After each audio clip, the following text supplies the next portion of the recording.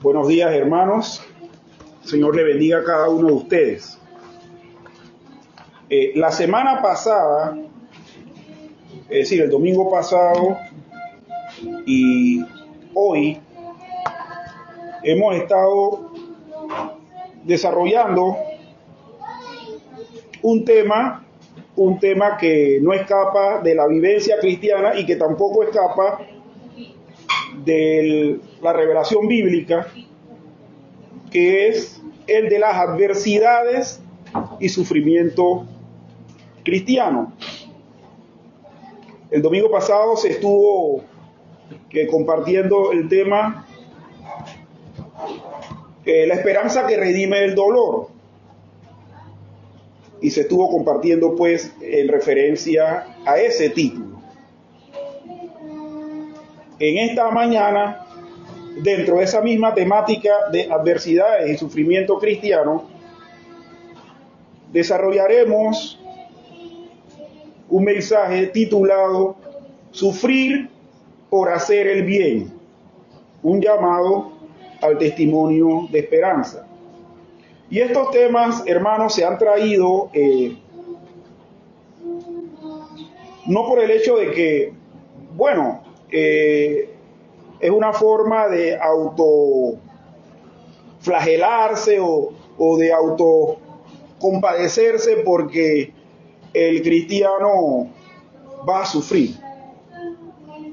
Y es que la realidad del cristianismo de manera histórica ha sido siempre el sufrimiento, porque nuestro Señor, durante su ministerio en esta tierra, esos 3 años y tanto que estuvo, tuvo adversidades, las enfrentó, y al final enfrentó la adversidad final, que fue la de ser crucificado. Nosotros también pasaremos por cosas semejantes.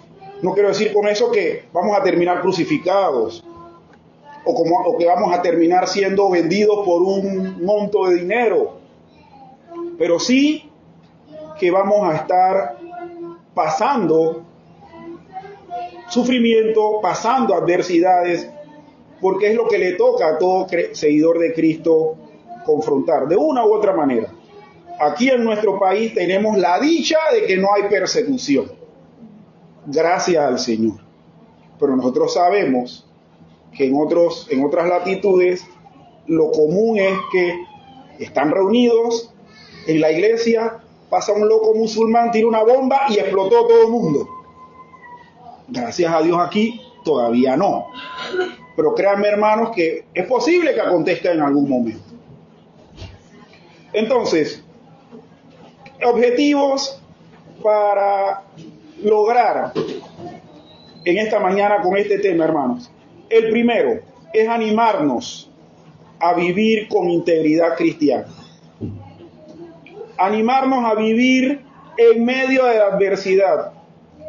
La reacción normal de cualquier persona que profesa una idea cuando es puesto a prueba por persecución es renunciar a ella. Y lo que queremos es, con este mensaje, que nosotros nos animemos a que en medio de la persecución no nos descompongamos, guardemos la integridad, podamos mantenernos firmes. Como decimos aquí en buen panameño, muramos con las botas puestas. Y en segundo lugar, mantener una actitud de unidad, de bendición y esperanza activa. En este mensaje, hermanos, vamos a encontrar 3 partes que son las que se van a estar desarrollando. La primera parte es unidad y amor fraternal. Y sobre todo enfocándolo en un corazón alineado. En segundo lugar, veremos respondiendo al mal con bien. Y más específicamente, con bendición. Y en tercer lugar, viviendo una vida recta. ¿Y cómo vamos a vivir esa vida recta? Sufriendo por causa de la justicia y manteniendo un testimonio que impacta. Esta primera epístola del apóstol Pedro motiva, y de manera general, ustedes en una lectura que hagan de toda la epístola, se motiva a los ancianos del Asia Menor a cuidar sus congregaciones, con cuidado paciente, y también alimentarlas en la nueva vida que Dios da. Pero ¿qué ocurría con estas congregaciones que este grupo de ancianos, motivados por Pedro, deben cuidar? Bueno, estas congregaciones eran el producto de una dispersión. Es decir, por una u otra manera, las autoridades civiles empezaron a perseguir a la iglesia que se estaba multiplicando, y de manera furtiva se formaron nuevas congregaciones a las que Pedro alienta y anima a alimentar, a cuidar con paciencia. Pedro describe a esta grey dispersa como el pueblo de Dios, escogidos, santos y supremamente preciosos para el gran pastor, que es nuestro Señor Jesús. Se da una anécdota de unos pastores que dicen lo siguiente. Uno dice a los demás: ¿cuándo regresará el rebaño de los pastos altos? Se quejaba un joven pastor. Debemos tener la puerta cerrada y todo listo para la noche. Paciencia, dijo el pastor principal. Tenemos suficiente comodidad. Nuestro hermano, que tiene una colina muy difícil de bajar, y las ovejas nuevas y algunas ancianas y convalecientes, hará un camino muy lento. Pero está bien así, ya que las pequeñas deben comer y los pastores se deben mantener vigilantes para traerlas sanas y salvas a casa. En esta anécdota que se cuenta, se ve la preocupación de un grupo de pastores por un rebaño que hace falta llegar al redil. Habían varios rebaños, pero faltaba uno en especial. Y uno de ellos dice: ¿cuándo van a llegar? ¿Cuándo van a regresar? Ya debemos tener la puerta cerrada. Ya debemos estar alistándonos para dormir. A lo que el pastor mayor le dice: tranquilo, paciencia. Tenemos suficiente espacio aquí. A él todavía le toca lidiar con ese rebaño, que entre hay muchas ovejas jóvenes, también hay algunas viejas, y el trayecto se le va a hacer largo, se le va a hacer lento. Pero tranquilo, mientras ellos bajan, las ovejas jóvenes van a comer y los pastores seguirán manteniéndose vigilantes y las traerán aquí, cumpliendo su trabajo sanas y salvas. Bueno, esto es una recreación de lo que en el campo de la ganadería los pastores de ovejas tienen que lidiar a diario, ¿no? De hecho, sacar un rebaño de ovejas es un peligro diario, porque hay depredadores, hay otros que se pueden robar las ovejas también, atacan al pobre pastor, le dan un palazo, lo dejan medio muerto y se roban las ovejas. Siempre que un grupo de pastores con un rebaño sale, el peligro es inminente. Se sabe que salió, pero no se asegura que vaya a regresar. Bueno, asimismo, hermanos, esto es una figura de la vida cristiana. Vivir la vida cristiana es un privilegio, porque el Señor nos ha escogido, nos ha salvado. Pero vivir la vida cristiana también representa un riesgo, porque estamos enfrentándonos al mundo. El mundo odia a Dios, odia a sus discípulos y arremete. Como no pueden arremeter contra Dios, arremeten con sus seguidores. En el texto que se mencionó,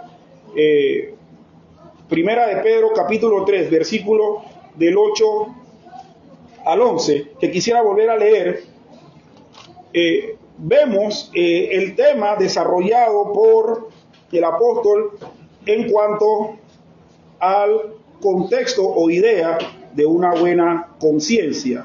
Y dice, finalmente, ser todos de un mismo sentir, compasivos, amándoos fraternalmente, misericordiosos, amigables, no devolviendo mal por mal, ni maldición por maldición, sino por el contrario, bendiciendo, sabiendo que fuisteis llamados para que heredaseis bendición.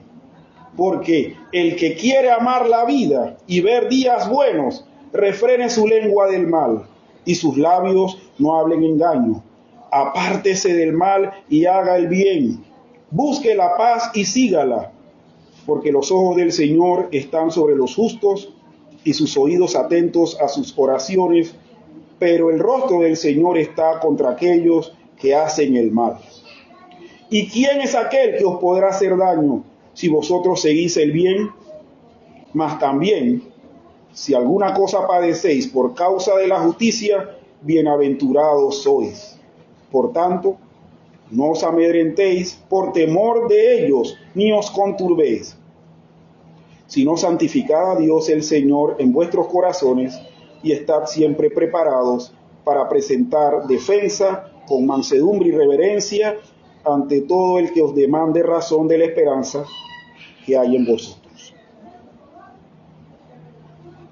En primer lugar, hablaremos de la unidad y amor fraternal. Esto lo vemos en el versículo 8, que ya leímos, que dice, finalmente, sed todos de un mismo sentir, compasivos, amándoos fraternalmente, misericordiosos, amigables. Este verso habla sobre la importancia de la unidad, ya que habla de un mismo sentir, y el amor en la comunidad cristiana. Menciona cualidades que reflejan el carácter de Cristo, como ser compasivos, como el amarse fraternalmente, como ser misericordiosos y como ser amigables. Estas expresiones quisiera compartir con ustedes su significado y también una breve aplicación. Cuando el texto del versículo 8 nos dice que seamos de un mismo sentir, se está hablando de armonía, del producto de una fe común, y la palabra que encontramos en el texto griego es homofrón, que significa la misma mente. Sean todos de una misma mente. En algunas versiones usted podrá encontrar que dice sean todos de un corazón, o sean todos de un mismo ánimo, o sean todos unánimes, o sean todos en armonía unos con otros. Pero ¿qué nos dice de esta unidad, de este corazón que debe alinearse principalmente y en primer lugar con una misma mente? Podemos nosotros al ver este versículo decir, bueno, un mismo sentir es un mismo sentimiento, pero más allá de lo que podamos sentir emocionalmente, es de lo que debemos pensar y creer como grupo.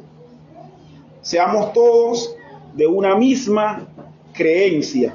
Y para ellos esto era muy importante, hermanos, cuando al ser perseguidos por su fe y al ser confrontados de alguna manera, o niegas a Cristo o te quito la vida, si eran del mismo sentir, todos iban a responder, quítame la vida. Pero a Cristo no lo niego. Si se hubiese dado el caso, que posiblemente se dio, a algunos se les amenazaba, ellos decían, no, mejor déjame la vida aquí tranquilita y dejamos a Cristo para otra ocasión. También tenemos en este texto la palabra compasivos, que denota sufrir. Y miren la palabra que existe en el griego del Nuevo Testamento, que se traduce como compasivo, es la palabra súmpates, que nos suena como a simpático. ¿Y qué significa? Con el mismo dolor o experiencia. Y nosotros podemos decir, bueno, pero qué raro, que compasivo se relacione con esta palabra griega simpático. Si para mí simpático es una persona que me cae bien, o que yo me pongo, o que me alineo bien, porque, ¿sabes, no? Tenemos el mismo feeling. Pero aquí la compasión que se tiene por alguien es porque precisamente se identifica con el dolor, sufrimiento o situación de esa persona. Es como cuando nosotros aquí decimos, oye, yo me pongo en tus zapatos, te entiendo. Bueno, precisamente ser compasivo es ponerse en el lugar de la persona. Y en un contexto como el que vivían ellos, el ser compasivo con el sufrimiento del otro hermano en la fe era también unidad y era también estar alineados con el corazón. También se dice que amándoos fraternalmente o amándose fraternalmente. Y la palabra griega es Filadelfos. Fileo, que significa amor, y adelfos, hermano. De hecho, hay una ciudad en Estados Unidos que se llama Filadelfia. Y va por eso, de amor fraternal. El amor fraternal en momentos de dolor tiene que ser una característica, hermano. El amor fraternal es posiblemente fruto o consecuencia de ser compasivo. El amor fraternal que debe haber entre los creyentes que están sufriendo o entre los grupos de hermanos que están sufriendo por alguna situación es consecuencia de tener un mismo pensamiento. También cuando vemos la palabra misericordioso, es una palabra griega que es eusplanos, donde esto significa buen corazón. Tener misericordia es tener un buen corazón. Yo recuerdo una vez, hermano, y eso se lo digo como experiencia porque yo crecí en la ciudad de Panamá, en el corregimiento de Caledonia, y para los que son de la misma época que yo, en ese sector había mucha mendicidad, o sea, había muchos mendigos. Y recuerdo que en lo personal mi mamá me enseñó a que cuando yo veía un mendigo y tenía alguna monedita se la diera. Y yo acostumbraba en algunas ocasiones, habían otras ocasiones que no, hermano, yo prefería guardar el realito e irme a la tienda y comprarme un quequi o comprarme una bebida, que fuese, lo que fuese. Pero o sea, ella me enseñó poquito a poco eso, de que tuviese un buen corazón. Si veía a la persona con un vasito pidiendo unas monedas, que no preguntara para qué lo iba a usar, que se lo diera, porque lo necesitaba más. Dentro de la comunidad cristiana, para tener un corazón alineado, necesitamos también, hermanos, ser misericordiosos, tener un buen corazón. Y por último, este versículo nos dice ser amigables. Amigables. La palabra griega es filofrón. Filos o fileo, que es amigo, y fron, que es mente. igual que la palabra que vimos al inicio, homofrón, una mente, la misma mente. Bueno, aquí filofrón es amigo mental o amigo del corazón. El asunto es, hermano, que cuando usted es amigo de otro, usted se identifica con sus pensamientos. Usted está con esa persona. Todas estas características, hermanos, en medio de una situación en la que podamos estar siendo expuestos a peligro, son importantes que la tengamos como creyentes en el Señor. Seguramente, hermanos, entre nosotros va a haber personas con situaciones difíciles, eso ni dudarlo, hermano. Todos nosotros tenemos alguna situación difícil que enfrentar, de salud, económica, etcétera, familiar, etcétera. Todos. ¿Qué debemos mostrar? Debemos mostrar unanimidad, debemos mostrar identificación con el dolor de nuestros hermanos, tener un buen corazón y amistad en nuestras relaciones diarias con los hermanos en la fe.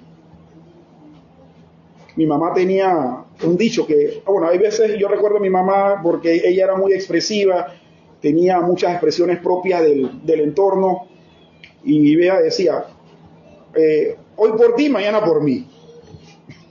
Hermano, en una iglesia, en una congregación, donde todos estamos en pos de seguir al Señor, tenemos que pensar que hoy es el hermano, mañana puedo ser yo. Por lo tanto, tenemos que estar en unidad, tenemos que ponernos en su lugar, tenemos que demostrarle amor y tenemos que identificarnos con el hermano. Sabiendo también, hermanos, que las vicisitudes que pueda tener personalmente un hermano, puede llegar el momento en que la tengamos como grupo. Que no solamente sea el problema de César o el problema del pastor Paulo, sino que sea el problema de Iglesia Presbiteriana Redención, que está ubicada ahorita en el Tecal. Y que a ellos se las monten en algún momento. Bien, hermano, nada más para terminar. Recuerdo yo, recién nos mudamos acá, había una congregación que había, yo creo que ahí sí habían cometido un error, porque ellos invadieron una servidumbre y empezaron a construir, usted viera, hicieron su construcción. A los meses vinieron las autoridades y le tiraron eso abajo, es que le pasaron máquinas que le habían pedido que salieran, no pudieron salir, y un buen momento amaneció, había una cuadra de camiones, tractores y demás, y le tiraron todo eso abajo. Fue una situación en donde se vio comprometida toda la congregación. Cosa que puede pasar también con nosotros como grupo. En segundo lugar, hermanos, respondiendo al mal con bien. Y como decía, específicamente con bendición. En los versos del 9 al 12 leemos: no devolviendo mal por mal, ni maldición por maldición, sino por el contrario, bendiciendo, sabiendo que fuisteis llamados para que heredaseis bendición. Porque el que quiera amar la vida y ver días buenos, refrene su lengua del mal y sus labios no hablen engaño. Apártese del mal y haga el bien, busque la paz y sígala, porque los ojos del Señor están sobre los justos y sus oídos atentos a sus oraciones, pero el rostro del Señor está contra aquellos que hacen el mal. nuestra respuesta, hermanos, y vean cómo empieza el versículo 9, nuestra respuesta no debe ir paralela al agravio. Tú me pegaste, yo te pego. Tú me mordiste, yo te muerdo. Yo recuerdo ahora que digo así, yo trabajé en un colegio donde una mamá le dijo al niño, si te pegan, pégale, y si te muerden, muerde. ¿Y qué ocurrió? A ese niño lo mordieron y ese niño se convirtió en un perro después, repartiendo dientes, que era un contento. Nosotros no debemos responder así, hermano. No, nuestra respuesta no debe ir paralela al agravio que podamos recibir, debe ir a la inversa. Paralelo será devolver mal por mal o maldición por maldición, semejante a la ley del talión, ¿verdad? Ojo por ojo, diente por diente. Por el contrario, este pasaje nos dice que la respuesta es inversa, contraria, es decir, por el mal debemos responder con bien, por la maldición debemos responder con bendición. Por lo tanto, veamos el contexto de lo que estos versos nos dicen. La palabra bendiciendo, o bendiciones, o bendición, es una palabra griega que es eulogía. De hecho, esta palabra la usan mucho para poner nombres. Eulogia, yo conozco a varias eulogias. ¿Y qué significa? Hablar bien o hablar bueno. Viene de eu, bueno o bien, y logos, que es palabra. O sea, decir buenas palabras. De esta palabra se traduce, como bien vemos, bendición. Y en castellano, hermanos, para que ustedes vean, hay una palabra que tal cual se escribe como eulogía, que es elogio. La palabra elogio que utilizamos es precisamente esa, decir bien de otra persona. Que alguien vea a Andrés, por ejemplo, y le diga, oh Andrés, tremendos trapecios que tiene. Eso es un elogio y es una bendición, ¿verdad? Mira la bendición que está apagando la luz aquí. Eso es un elogio, es una bendición, es un halago. ¿Qué nos dice el texto? Que cuando nos maldigan, nosotros elogiemos, hablemos bien, bendigamos. La idea de bendecir se contrapone a una retribución, es decir, me las vas a pagar, o de una venganza por alguna maldad recibida. Y está más bien, hermanos, en responder de manera buena con las bendiciones del Evangelio. Y Cristo nos dio ejemplo y modelo. Cuando de él decían mal, Jesús contestaba con bien. De hecho, cuando llegó el momento de su pasión, la Biblia de manera profética dice que él enmudeció, no abrió su boca. Prefirió callar para no contestar de manera agraviante. De hecho, Jesús, ¿qué dijo en la cruz? Viendo que le habían golpeado, le habían atravesado con lanzas, escupido, dándole vinagre y demás. Las palabras de Jesús fueron de bendición. ¿Y cuáles fueron? No le tomes en cuenta estos pecados, porque no saben lo que hacen. El Señor nos dio ejemplo. ¿Y por qué? ¿Por qué tenemos nosotros que hablar bien, bendecir o elogiar al que nos agrede verbalmente con maldición? Porque la Biblia dice que fuimos llamados para heredar bendición. Lo dice la frase, fuisteis llamados para que heredaseis bendición. Y aquí hay tres palabras que quiero compartir.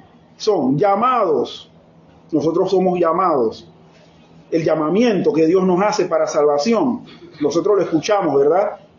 Bueno, esta es la palabra kaleo, que es una invitación divina en este texto Es una invitación divina a participar de las bendiciones de la redención. ¿Por qué nosotros tenemos que responder bendiciendo? Porque Dios nos invitó a participar de la bendición de su redención. De hecho, en Efesios capítulo 1, si no recuerdo mal, hermanos, nos dice, y lo leo rapidito, hermano. Efesios capítulo 1, el versículo 12 dice, a fin de que seamos para alabanza de su gloria, nosotros los que primeramente esperábamos en Cristo, en Él también, vosotros habiendo oído la palabra de verdad, el evangelio de vuestra salvación y habiendo creído en Él, fuisteis sellados con el Espíritu Santo de la promesa, que es las arras de nuestra herencia, hasta la redención de la posesión adquirida, para alabanza de su gloria. Todo esto que está diciendo el apóstol Pablo está diciendo en el hecho de que el Espíritu Santo es garantía de nuestra herencia. Que ninguno de nosotros tuvo honestamente el mérito para obtenerla, pero el Señor nos llamó para heredar bendición. Y como ya sabemos que eso es seguro, que lo tenemos garantizado, hermanos, cada agravio nuestro, o cada agravio que tengamos, tenemos que responderlo con bendición, porque nosotros vamos a heredar bendición. Si el futuro nuestro fuera heredar maldición, bueno, ahí tenemos entonces todo el permiso para maldecir al que nos maldiga.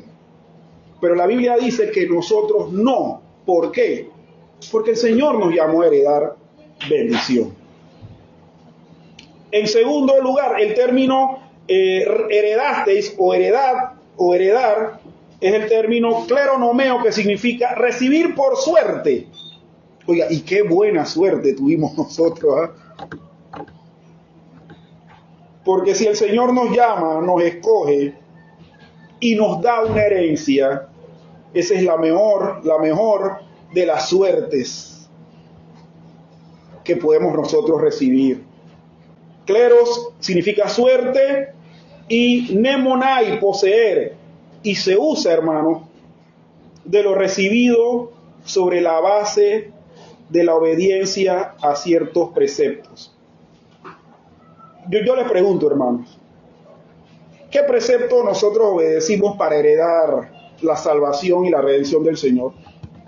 Ninguno, hermano. O sea que aquí se está diciendo que el Señor de gratis nos está favoreciendo y que por esa misma razón nuestra respuesta tiene que ser de gracia también. Hermanos, bendecimos así a otros porque Dios nos ha amado, llamado y bendecido primero. En el resto de los versos considerados, es decir, del 10 al 12, se cita el Salmo 34, del 12 al 16, en el que el rey David expresa que para que puedan ver buenos tiempos, lo mejor que puede hacer un individuo es evitar maldecir, es apartarse del mal, porque Dios está siendo testigo permanente de todo lo que ocurre.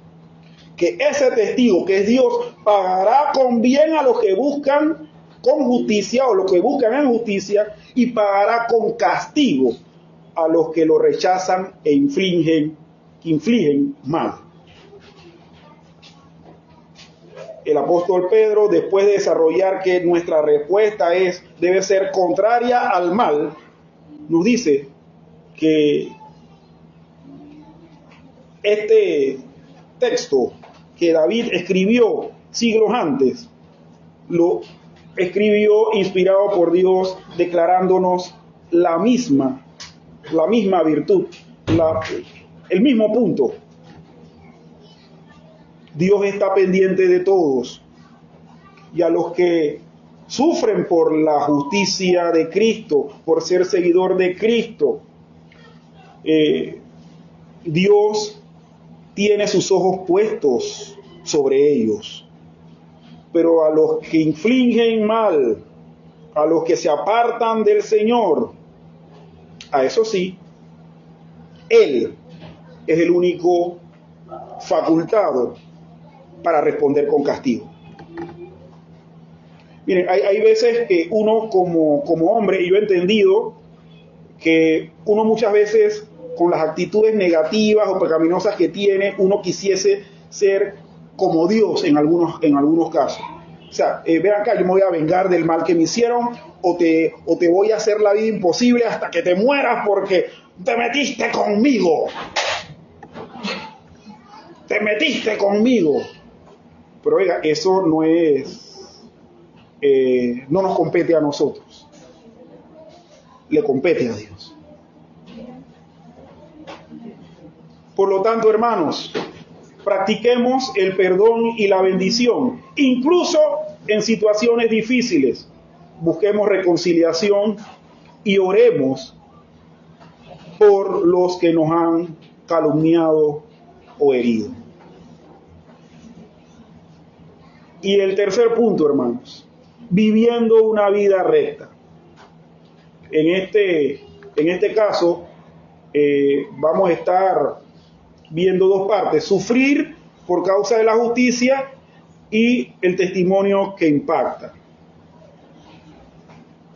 Y estos lo vemos en los últimos textos ya, en los últimos versículos, del 13 al 15, que dice: ¿y quién es aquel que os podrá hacer daño si vosotros seguís el bien?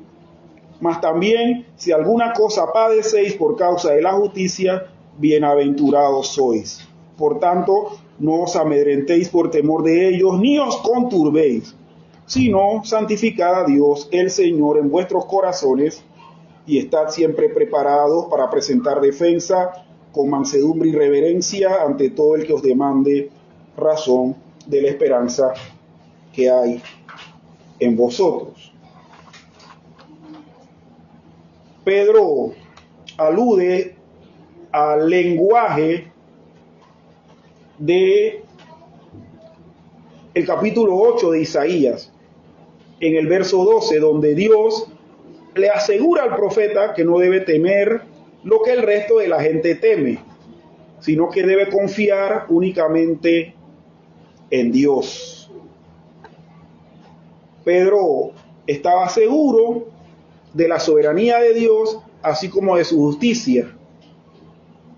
Dios gobierna y también permite y controla todas nuestras aflicciones. Y también vengará y consolará cada una de ellas. La persecución puede venir sobre el cristiano, pero finalmente no puede hacerle daño, pues la experiencia le llevará a una bendición. ¿Quién es aquel que os podrá hacer daño si siguen el bien? La respuesta lógica, si es que esta es una pregunta retórica, es nadie. Miren, ni aunque nos estén causando dolor, ese dolor no es capaz de hacernos daño.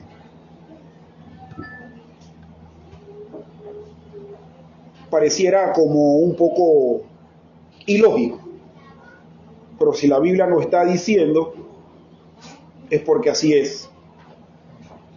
Y el versículo 14, que dice: si alguna cosa padecéis por causa de la justicia, bienaventurados son. Ahí está la respuesta.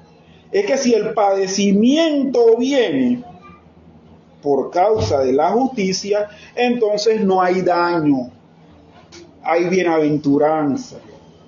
El asunto es que si a mí me causan daño por yo haberle quitado la cartera a alguien, o por yo haber robado, o por yo haber hecho anteriormente una injusticia, si es por eso, entonces bien recibido y el daño me va a llegar. Pero hermanos, si es porque estamos viviendo para complacer al Señor, si es porque estamos viviendo para agradar, como dice la respuesta del catecismo, ¿no? Glorificar a Dios y gozarnos en Él para siempre. Si es por eso, el daño que nos puede venir, persecución, aflicción, etcétera, no va a ser tal. ¿Por qué? Porque el texto lo que dice es que eso será bienaventuranza. Y miren cómo concluye: por lo tanto, no se amedrenten por temor de ellos, ni se conturben. Aquí en Panamá nosotros tenemos expresiones muy típicas, ¿no? Hermano, no le meta mente. Déjelo pasar, que te resbale, úntate de aceite para que te resbale. Hermanos, eso es. Y debemos sufrir por causa de la justicia, sí, porque al fin y al cabo el daño pretendido no va a ser logrado.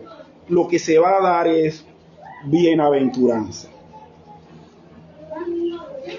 Y hay un testimonio en todo esto que impacta. En el versículo 15 dice: si no, santificad al Señor en vuestros corazones y estad siempre preparados para presentar defensa con mansedumbre y reverencia ante todo el que os demande razón de la esperanza que hay en vosotros. Saben, hermanos, que este versículo 15 yo lo había escuchado muchas veces en conferencias que tenían que ver con apologética cristiana. Pero yo me estoy dando cuenta que esto va más allá de yo discutir con una persona de manera intelectual los argumentos de la fe. Sí tiene que ver con eso, pero va más allá, porque el contexto en el que este versículo está puesto es un contexto de persecución y haciendo las cosas que debo hacer para agradar a Dios.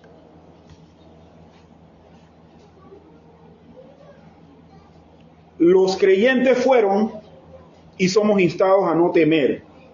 El antídoto positivo para el temor es ser hallado dándole a Cristo el lugar especial al que tiene derecho, el centro de nuestras vidas, donde debe reinar como Señor. Saben que este texto de Isaías, que es referencia de estos últimos 3 versículos, el apóstol Pedro lo toma de la Septuaginta, y es en la Septuaginta, que es la traducción griega del Antiguo Testamento, que comienza con las mismas palabras que usa Pedro: santificad al Señor. Y me imagino que por ser una traducción griega del Antiguo Testamento, el término Señor es Kurios, y que en este pasaje hace alusión directa a Cristo. Santifiquemos a Cristo en nuestra vida, entendiendo que santificar tiene el mismo sentido que la palabra glorificar, que es honren al Señor en sus vidas, y ese va a ser el mejor testimonio para la otra persona. Saben, hermanos, que con las lecturas que he tenido en algunos momentos con la voz de los mártires, cuentan los sobrevivientes a muchos atentados y persecuciones dentro del mundo islámico, que muchos perpetradores de mal se han terminado arrepintiendo de sus pecados, confiando en Cristo, simplemente por ver al cristiano morir confiando en el Señor, glorificando. A la larga, a las semanas, ese musulmán regresa secretamente como Nicodemo y pide que le hablen más de Jesús.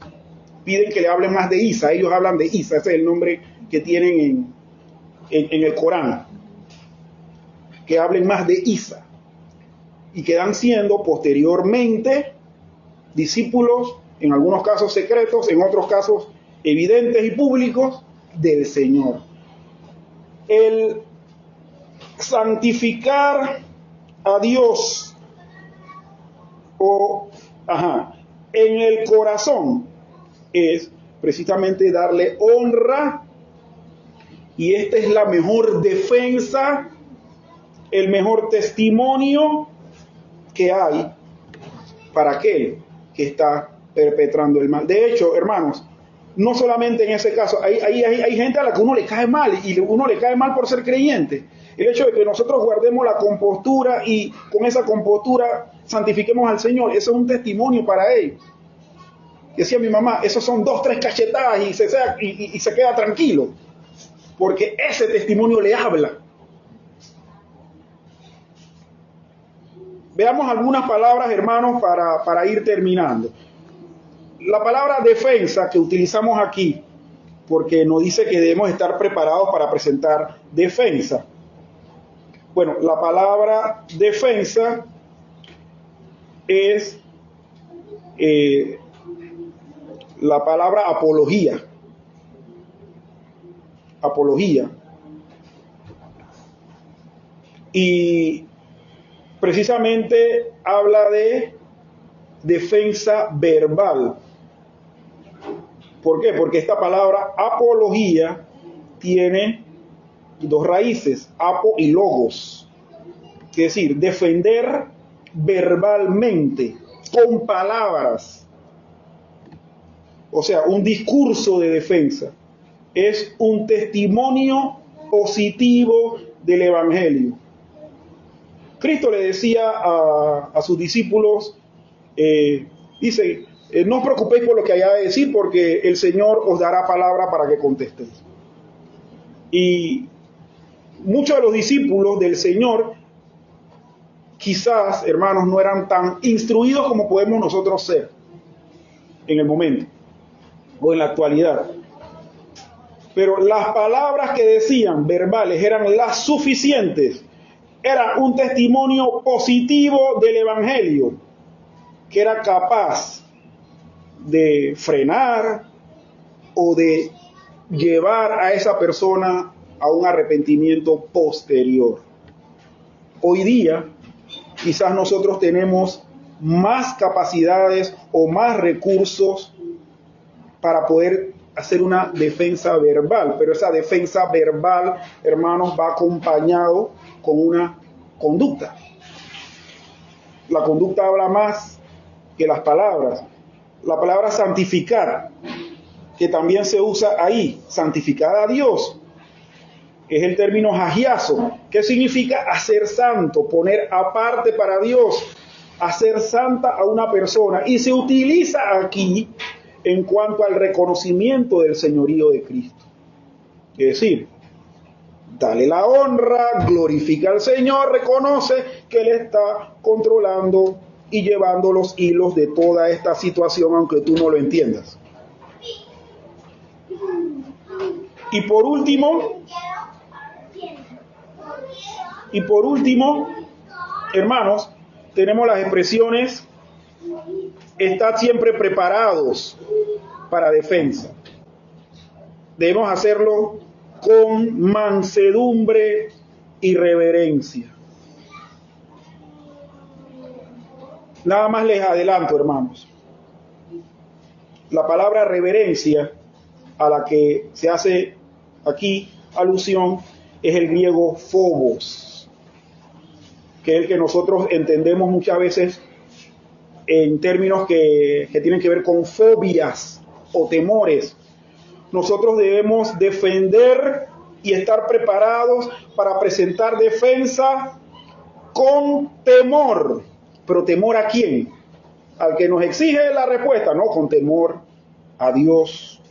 Y con mansedumbre, es decir, con un comportamiento externo que denote disposición de ser guiados por Dios. Disposición de espíritu con la que aceptamos sus tratos, ya sean buenos o malos, pero sin resistirlos ni discutirlos. Y al final termina diciendo que la esperanza que hay en nosotros, esto es una esperanza favorable, confiada. ¿Y qué se describe con esperanza? Además de algo que se espera, describe una feliz espera. Cuando usted dice tengo esperanza, usted no está diciendo que espera que algo malo le venga. O sea, siempre está haciendo una alusión a la parte positiva. Y es por lo tanto, hermanos, una respuesta fiel del creyente frente a la adversidad. Una respuesta fiel, pero feliz a la adversidad. Hermanos, que el Señor, nuestro Dios, fortalezca nuestro ser y nos permita no temer a la adversidad, que seguramente como cristianos tenemos o tendremos que padecer.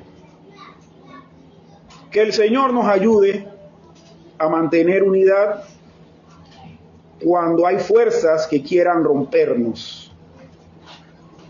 Que el Señor nos bendiga con esas bendiciones que ya nos las ha puesto para que las obtengamos por herencia y que robustezca, nos haga más fuertes en esa espera feliz y que no perdamos y que no la perdamos jamás.